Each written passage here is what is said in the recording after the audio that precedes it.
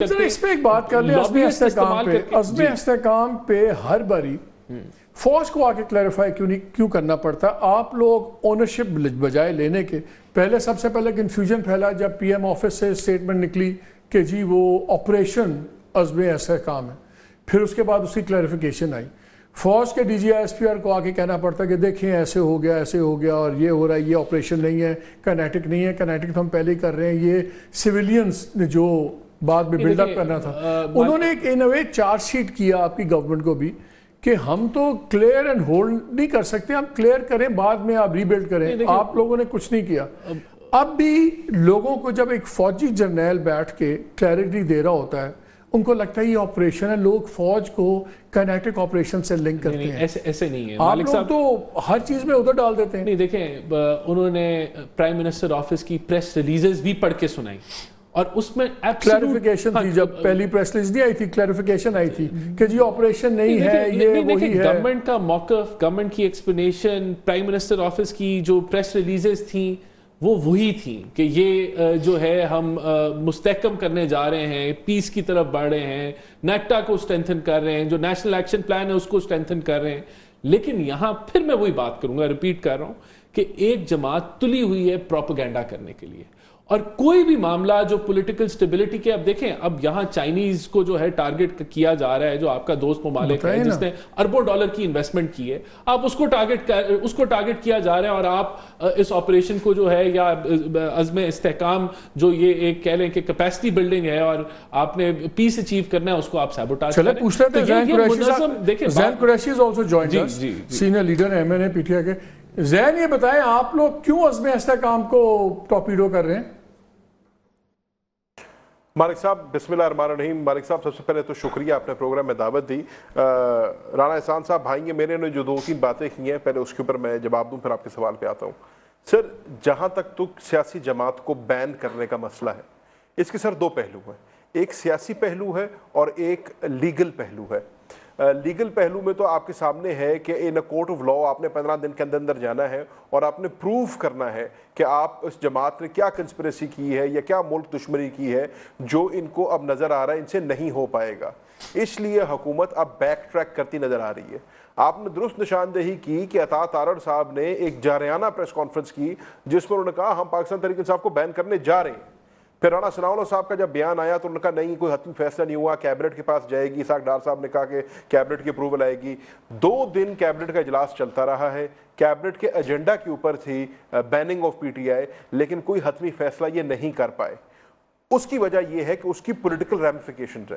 Political ramification سر اس کی یہ ہے کہ سب سے پہلی بات تو ان کی اتحادی ان کے ساتھ ہی نہیں ہے۔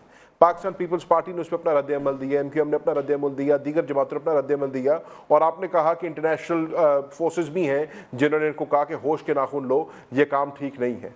کوئی بھی جماعت جو اپنے آپ کو جمہوری کہلاتی ہے، اگر وہ کسی بھی سیاسی جماعت کو بین کرنے کی بات کرے گی، یہ میری نظر میں، میری کم عقلی میں یہ پولیٹیکل سوسائڈ ہوگی، یہ حماقت ہوگی، اور آئی تھنک اب مسلم لیگ نون کی حکومت ریئلائز کر رہی ہے کہ ہم یہ نہیں کر پائیں گے۔ تو یہاں تک تو آگے ان کی بیننگ کی بات۔ اب یہ بات کر رہے ہیں کہ جی تحریک انصاف نے انتشار پھیلایا۔ رانا صاحب نے بڑی انٹرسٹنگ بات کی ہے، انہوں نے 3 حوالے آپ کو دیے، انہوں نے سائفر کیس کا حوالہ آپ کو دیا، انہوں نے فورن فنڈنگ کا حوالہ آپ کو دیا، انہوں نے آپ کو 9 مئی کا حوالہ دیا۔ سر عرض یہ ہے کہ سائفر کیس کے اندر بڑی طویل کیس چلا ہے پاکستان میں، 3 ماہ ڈویژنل بینچ اسلام آباد ہائی کورٹ میں چلتا رہا ہے، اس کا فیصلہ آپ کے سامنے آ گیا، فورن فنڈنگ کا فیصلہ آپ کے سامنے آ گیا۔ 9 مئی کا جو کیس ہے آج 1 سال سے اوپر ہو گیا، یہ کہتے ہیں جی ہمارے پاس ٹھوس ثبوت ہیں، ٹھوس شواہد ہیں۔ میں ابھی دانیال چودھری صاحب کے ساتھ پروگرام کر رہا تھا، وہ کہتے ہیں ہمارے پاس ویڈیو ایویڈنس موجود ہے۔ تو یہ ویڈیو ایویڈنس کب منظر عام پہ آئے گا؟ میں نے تو پہلے دن سے یہ کہا اور آج تک کہہ رہا ہوں کہ جو پرپیٹریٹرز ہیں 9 مئی کے، ان کا ثبوت لے کے آئیں، ان کو کورٹ آف لا کے اندر پروف کریں، ان کو کیفر کردار تک پہنچائیں۔ جو پاکستان تحریک انصاف کے اوپر آپ نے تشدد کیا ہوا ہے، ٹارگٹ کیا ہوا ہے ہمارے قائدین اور کارکنان، یہ کہیں زین یہ ویسی ویڈیو ایویڈنس تو نہیں ہے جیسی آپ لوگ کہتے تھے کہ رانا ثناء اللہ کے خلاف ہمارے پاس ویڈیو کا ایویڈنس ہے اسمگلنگ کی؟ सर जैसी भी है, अब साल से ऊपर हो गया, उसको लेके तो है ना मंजर आम पे। What good is that video evidence? अगर इनके पास पड़ी है, इन्होंने देख ली है, लेकिन साल हो गया किसी कोर्ट में पेश नहीं हुई, साल हो गया तारीख पे तारीख पड़ रही है, लेकिन कोई 9 के केसेस जो है वो आगे नहीं चल रहे, तो लेके आए जो भी वीडियो एविडेंस इनके पास। दूसरा ये बात करते हैं कि जी एक सियासी जमात है जो तुली हुई है मुल्क को खराब करने पे, ये कहते हैं जी पॉलिटिकल स्टेबिलिटी मुल्क में नहीं आने दे रहे। सर ये दुरुस्त फरमा रहे हैं, एक सियासी जमात है जिसके कॉल और फेल में फर्क है, एक सियासी जमात है जो कहने को तो मफाहमत की बातें करती है, लेकिन देयर एक्शंस आर डिफरेंट। बात वो करें पॉलिटिकल पार्टी को बैन करने की, बात वो करें क़यादत के ऊपर आर्टिकल 6 लगाने की, बात वो करें दिन दिहाड़े हमारे कौमी असेंबली के मेंबरान को अबडक्ट करने की, हमारे मुल्क में हमारे दफ्तरों के ऊपर दिन दिहाड़े घुस के हमारे सेंट्रल इंफॉर्मेशन सेक्रेटरी को उठाया जा रहा है, एम्प्लॉइज को उठाया जा रहा है, खवातीन जो कि वहां पर रिजर्व सीट्स की दरखास्तें जमा करानी है उठा के सितारा मार्केट में ढका जा रहा है। इस माहौल के अंदर जहां पर आपके ये अमल है, आपका ये है, कॉल आपका जो मर्जी हो, फेल आपका अगर ये है, उस मुल्क में कहां पॉलिटिकल स्टेबिलिटी आ सकती है? एक सेकंड यहीं रुकिएगा, मैं भी आपके पास जहन आता हूं, मैंने एक दो सवाल और करने। वैसे बताएं इससे क्या होगा सेक्रेटेरिएट बंद करने से, और किस्म के फ्लिमजी एक्सक्यूजेस, वायरिंग ठीक नहीं है, वो नहीं है, दिस इज रिडिकुलस अब्सर्ड, ये इन चीज़ों से क्या होगा? अब रऊफ हसन वो बेचारा, I think you got the wrong man, वो तो डिजिटल वालों से खुद बड़े तंग थे और हमारे साथ बैठ के बातें करते थे, और वो जब उन्होंने एक दो बारी क्रिटिसाइज़ कर दिया पब्लिकली, जो अपने लोगों ने उनके साथ ट्रोलिंग की वो इंतहा की ट्रोलिंग थी। पर आज सेक्रेटरी इन्फॉर्मेशन है, उठा के आप ले गए हैं, ठीक है, लेकिन ये जो स्मॉल जेस्चर्स भी होती हैं, अगर ये रोज़ का तड़का लगाएंगे तो एहसान कैसे मामला नीचे आएगा? चले बड़ी बातें छोड़ें, ये रोज के रोज जो तड़के होते हैं, इससे क्या होगा? नहीं देखिए, रोज की बात नहीं है ना। अभी इन्होंने साइफर पे कहा कि बरियत इनको मिल गई, इतना लंबा तवील केस चला। देखिए यही तो मसला है। अब आपके अंदर वहां साइफर केस की अगर बात करें, बड़ी क्लियर कट एविडेंस है कि साइफर के साथ खेलना एक ऑडियो है। अब ये डिस्क्रिशन है जज की कि उसने उस एविडेंस को जो है वो शामिल किया केस में या नहीं किया, या उसकी फोरेंसिक कराई या नहीं कराई।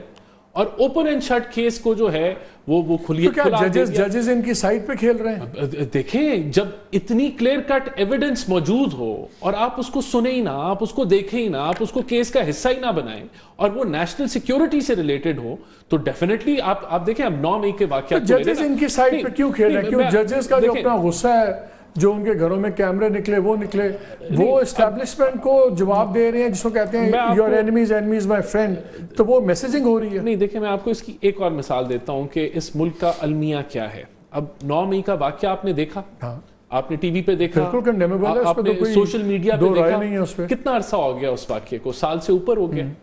एक आदमी को सजा हुई है।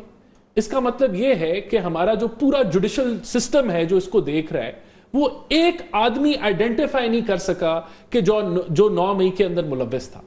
तो जब जुडिशरी का जो आपके फेवरेट चीफ जस्टिस साहब हैं, वो क्यों नहीं उन्होंने लगवाए केसेस? हमारे कोई फेवरेट चीफ जस्टिस साहब नहीं है। बात ये है कि यहां बिल्कुल प्रोटेक्शन दी जा रही है, और जुडिशरी की तरफ से जी ये वरना 1.25 साल के अंदर आप पाक अफवाज पे हमला होता है, 10 फौजी तंसीबात के ऊपर हमला होता है। आप कह रहे हैं कि जो सुपीरियर जुडिशरी है वो पीटीआई को प्रोटेक्शन दे रही है। देखें, आप जो बात हुई ये कि जो है मिलिट्री कोर्ट्स होंगे नहीं होंगे, कहां से वो रुकी?